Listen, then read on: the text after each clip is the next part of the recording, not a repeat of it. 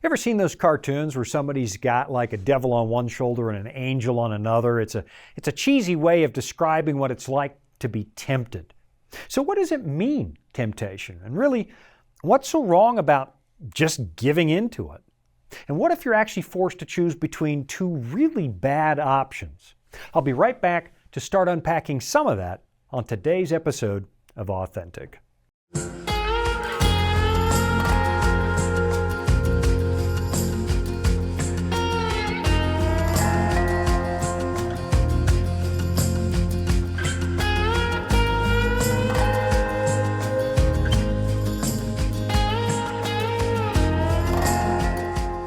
You probably remember this because it was so incredibly controversial, but back in the late 1980s, the American director Martin Scorsese released a film called The Temptation of Christ, based on a 1955 novel by the same name.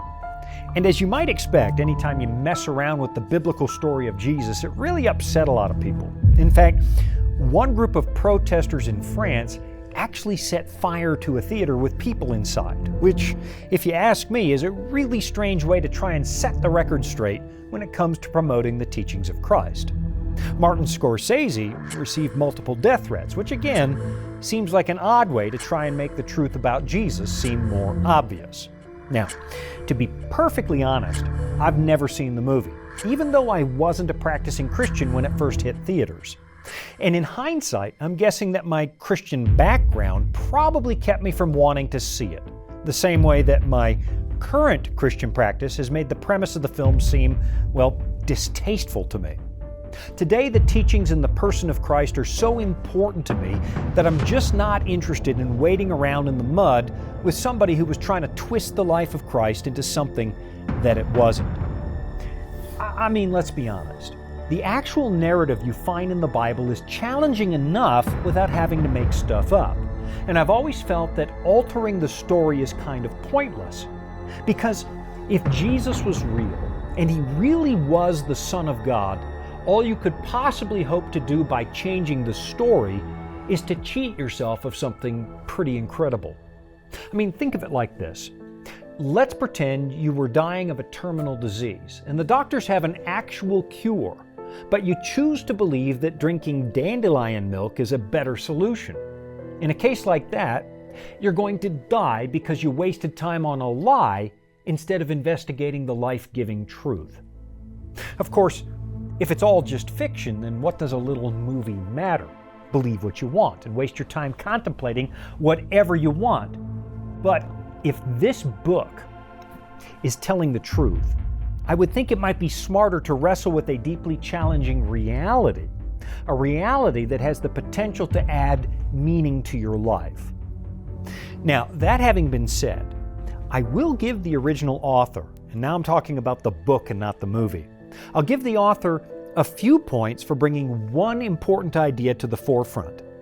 And that's the idea that sometimes we talk about Jesus as if he's completely unlike us. He got that part right. Not much else, but he got that right. I mean, when Jesus was tempted, it was real. It wasn't some kind of show trial. And that's really important to understand because Christians sometimes like to emphasize Christ's deity and talk about him as if he was completely different from every other human being who's ever lived. But the Bible is crystal clear that he lived an authentic human life, like it says in this passage that I often quote from the book of Hebrews. Seeing then that we have a great high priest who has passed through the heavens, the author tells us, Jesus, the Son of God, let us hold fast our confession. For we do not have a high priest who cannot sympathize with our weaknesses, but was in all points tempted as we are, yet without sin.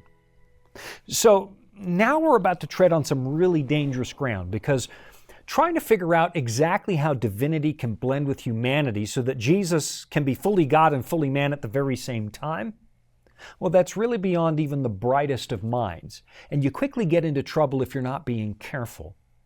It seems like there are two equal but opposite ditches that you can fall into when you consider the nature of Christ.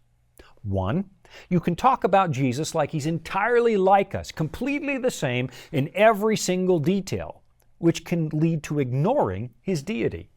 Or two, You can talk about Jesus like he's completely not like us, which ignores the incarnation and the humanity of Christ. So anytime you touch on the nature of Christ, on the way that Jesus was fully God and fully human at the very same time, you run into the risk of very probably getting it wrong, at least if you find yourself trying to drill this down to the very finest details. And so I want to move forward with a great deal of caution today, because I don't want to find myself playing the part of a fool who rushes into places where angels fear to tread. It's a responsibility that I take very seriously, because while I'm naturally going to be wrong about all kinds of stuff all the time, I still do my level best to talk about what I know to be true and to stay away from things that are way above my pay grade. So, with that disclaimer firmly in place, I want to talk about the real story of the temptation of Christ, the way it reads in the Bible, because I think it says a lot about the way that you and I are required to navigate life. It's the story of a man who was completely unlike us because he was sinless, God in human flesh. But more importantly, it's also the story of a man who was like us, the way the book of Hebrews describes. He came to live an authentic human life and to show us what it means to live as the image of God. And we really have two choices when it comes to examining this story, because the Bible gives us two different versions, at least when it comes to the details. Mark only mentions the temptation of Christ in passing, but then you find one detailed account in Matthew and another one in Luke. Now the content is the same. It's the same list of 3 temptations, but Matthew and Luke actually list them in a different order. Matthew arranges the temptations so they kind of build to a natural climax, and he ends with the devil offering to give Jesus all the kingdoms of this world. But then Luke's order is somewhat different. He lists the temptations differently, beginning with the temptation to turn stones into bread, then the offer of the kingdoms of this world, and then finally daring Jesus to leap from the pinnacle of the temple. Luke is roughly approximating the order of the temptations you find in the Garden of Eden, where the serpent starts with an appeal to human appetite and then leads to this idea that we can become something more than human, godlike. Of course, as I've mentioned in other episodes, Matthew is emphasizing the kingship of Jesus, demonstrating that Jesus is the Lion of the tribe of Judah. And Luke is underlining the humanity of Christ by showing Jesus as the Son of Man. And I struggle a little bit to decide which version we should look at today, because there's a lot to learn from both approaches. But I think because Matthew is actually a bit of a personal favorite, I'm going to look at it from his perspective. Of course, what you should probably do when the show is over is go back and read both accounts to see what you can learn from these two different approaches. But now it's time to get down to brass tacks and do a little bit of reading. So here we go, beginning in Matthew 4 and verse 1. The Bible says, "Then Jesus was led up by the Spirit into the wilderness to be tempted by the devil. And when he had fasted 40 days and 40 nights, afterward he was hungry." So let's pause there for a moment and consider the information we already have. The temptation of Christ, according to the Bible, was something that had to happen. So in other words, it was planned. It tells us the Spirit led Jesus into the wilderness specifically for the purpose of being tempted. You see, as you study the ministry of Jesus, what you're going to find is that there's just no end to the breadth of it. If you ask the question, what did Jesus come to do? You're not going to find an easy answer. I mean, yes, the book of Luke summarizes his ministry beautifully by saying the Son of Man has come to seek and to save that which was lost. And that's really what he did in a nutshell. But unpacking that idea is going to take the rest of your life, and even then you won't be done. And right here at the top of the story, we discover that Jesus had to face the devil. He had to be tempted, and the Spirit of God arranged it. Why? Because you and I failed. Humanity failed. We believed a lie and we caved in the face of temptation. And if Jesus is going to stand as the new head of the human race, as an authentic human being made in the image of God, he's going to have to face the same challenges that we do. And I'll be right back after this to explore that just a little bit more. Life can throw a lot at us. Sometimes we don't have all the answers. But that's where the Bible comes in. It's our guide to a more fulfilling life. Here at the Voice of Prophecy, we've created the Discover Bible Guides to be your guide to the Bible. They're designed to be simple, easy to use, and provide answers to many of life's toughest questions. And they're absolutely free. So jump online now or give us a call and start your journey of discovery. The story of the real temptation of Christ begins by telling us that this was something that had to happen. And then it tells us that by the time the devil shows up, Jesus has already been fasting for 40 days. Now, it doesn't tell us exactly why he's fasting, but it's not too hard to figure it out. Right before this story, we find the story of Jesus' baptism, where a voice from heaven suddenly says, "This is my beloved Son, in whom I am well pleased." He's been publicly introduced as Messiah, and the baptism is the point at which Jesus' public ministry begins. So what is he doing in the wilderness? He's probably contemplating the nature of his work, the task that lies before him, and he's probably fasting to keep his mind clear, which is a spiritual discipline that Christians have largely lost sight of here in the 21st century.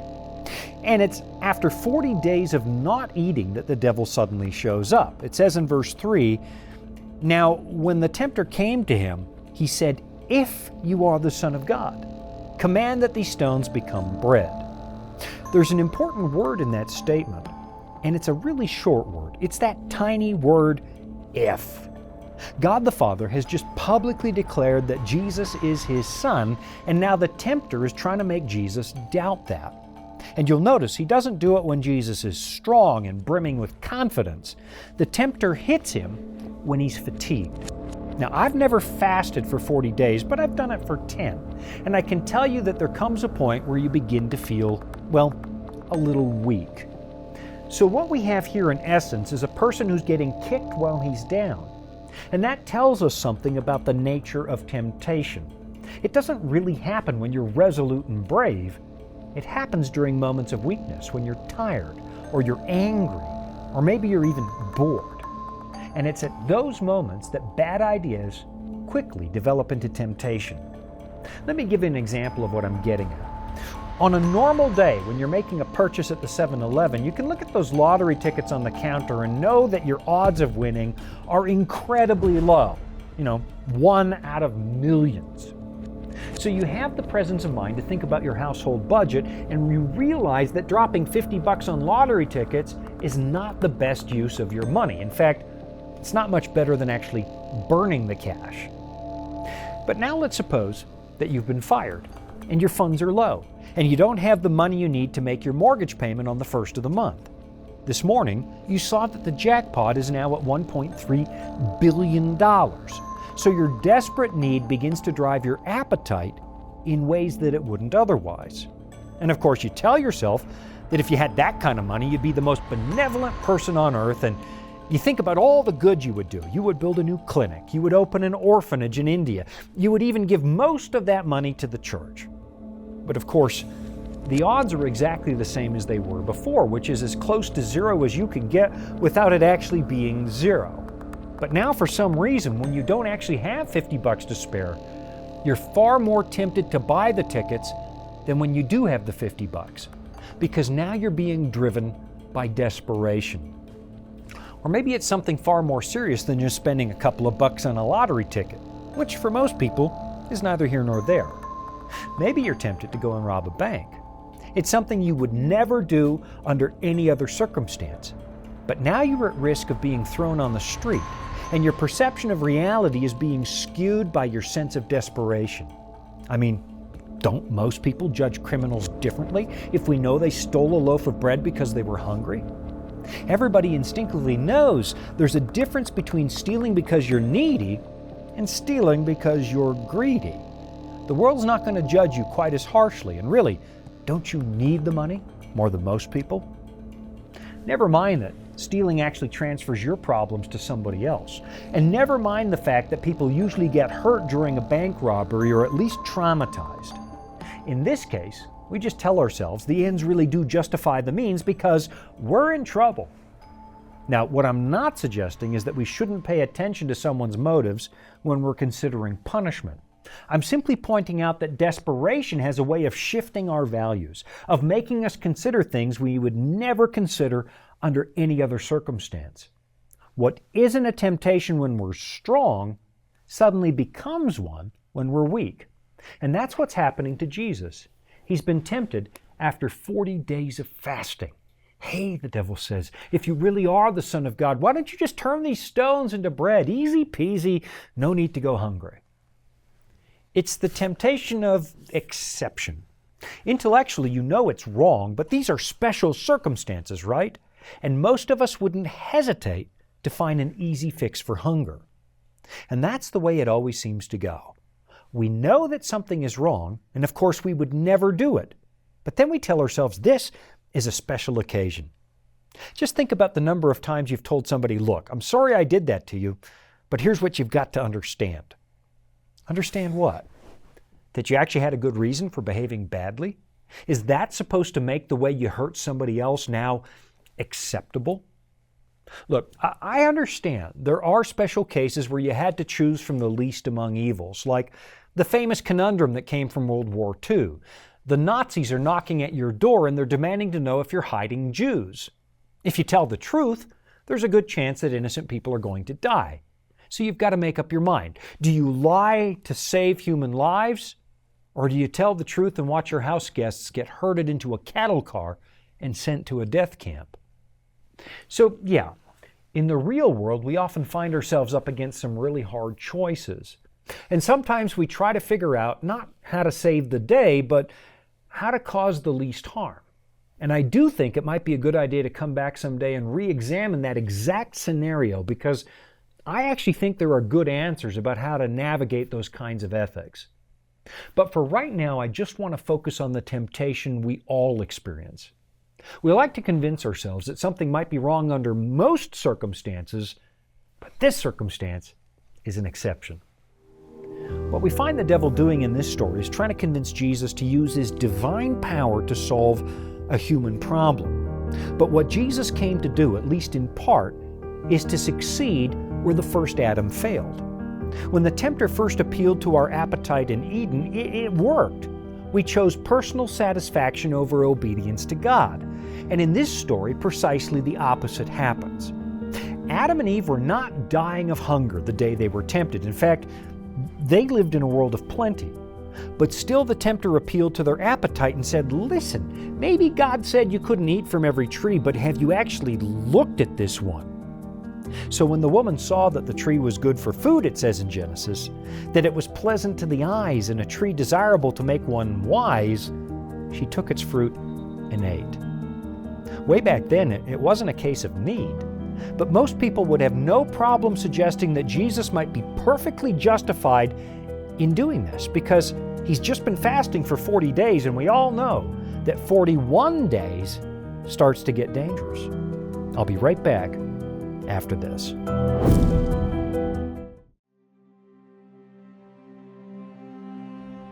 There is a place so still. You can almost hear your imagination.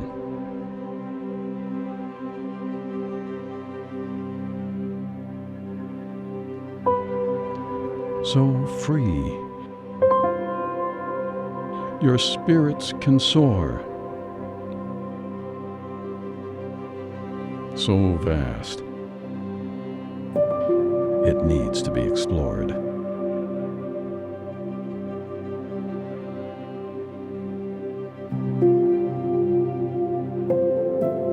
So high, you can touch the clouds. A place called Discovery Mountain.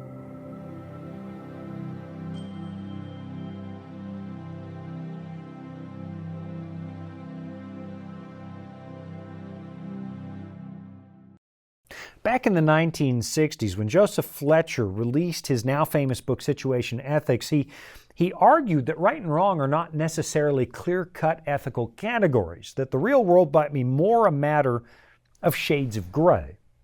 Something might be wrong under most circumstances, he said, but sometimes it's perfectly justified because the situation demands it. There are times, Joseph Fletcher wrote, when a man has to push his principles aside and do the right thing. Now, I want to be careful because in a broken world there actually are some gray areas and not everything is always easy to figure out, ethically speaking. And I also want to be careful that I don't make a caricature out of this book because while I disagree with his basic premise, the book is far more nuanced than I'm about to lead some of you to believe. I guess I just felt the need to mention him because he had such a profound influence on the way that our generation thinks. But now let's get back to the matter at hand, and that's the first temptation of Christ the way it reads in Matthew chapter 4. Somebody might be asking why it would be wrong for Jesus to feed himself, and the answer is, well, it wouldn't be. And that's kind of the point. The road to darkness never starts with an obvious evil. Of course Jesus is hungry, and of course it's not a sin to take care of your basic physical needs. That's not the point of the story. What the devil is suggesting is that Jesus should use his divine power for his own benefit. And he's also tempting him to defend himself. The heavens had parted, the voice of his Father had told the world that he was Messiah, the Son of God. And now, in a moment of physical weakness, another voice is saying, if you are the Son of God. In other words, he's tempting Jesus, the man, to doubt something that God has plainly said, which is exactly what happened in Eden. Do not eat from that tree, God said. But then the serpent whispered, did God really say that for real? Which brings us to Jesus' answer, which you find in verse 4.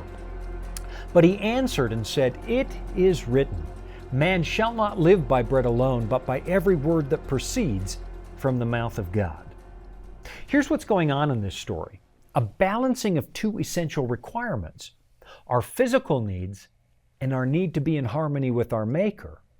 And if you have to prioritize one of those, if it comes down to choosing between those two, we need to choose our relationship with God. The human brain is remarkably good at finding reasons to disobey. We have this talent for manufacturing a reason that God must be wrong in this particular case, that he would change his mind if he only understood our circumstances. You and I are remarkably gifted when it comes to the art of justification.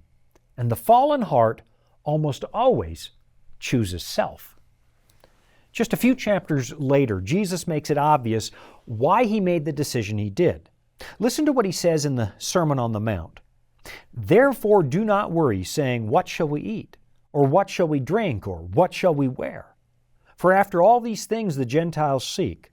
For your heavenly Father knows that you need all these things. But seek first the kingdom of God and his righteousness, and all these things shall be added to you.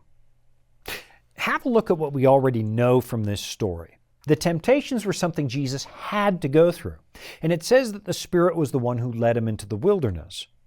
This was an exercise in trust, which is one of the biggest things the human race lost when we turned our backs on God. We used to trust what he said. We used to believe that he always had our best interests at heart. We used to trust that he actually knew what he was talking about. And then we listened to a serpent and foolishly tossed our trust out the window. So as a real human being, Jesus, the man, was going to have to restore that trust between the Creator and his creation. He was going to have to endure real privation, real discomfort, and trust that obedience was still important. And so no, there's nothing wrong with eating when you're hungry, but there is something wrong with taking moral shortcuts when you know full well what you should be doing.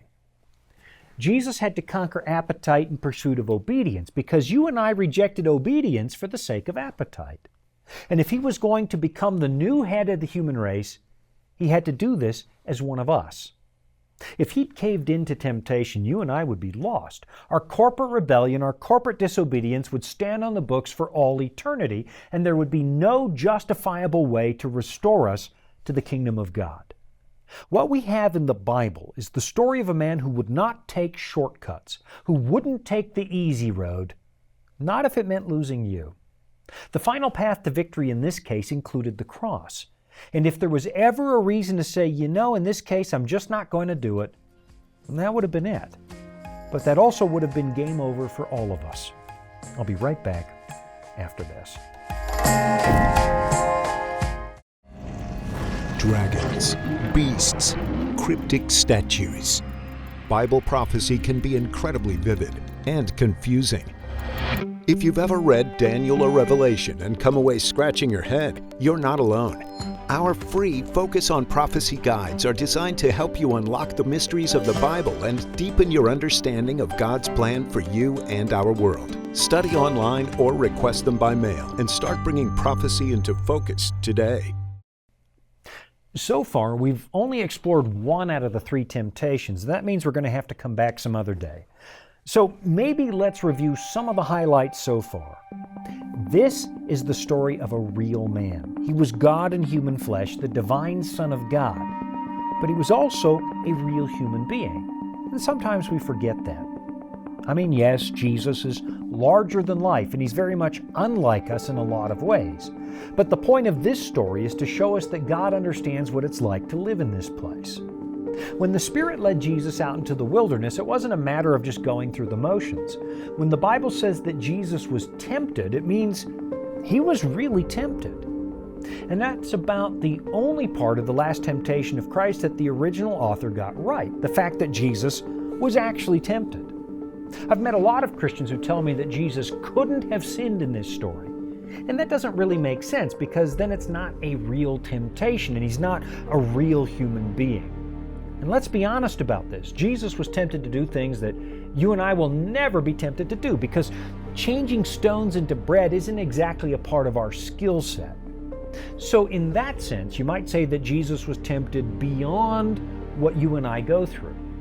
So yes, he could have sinned, or there wouldn't be a point to the story.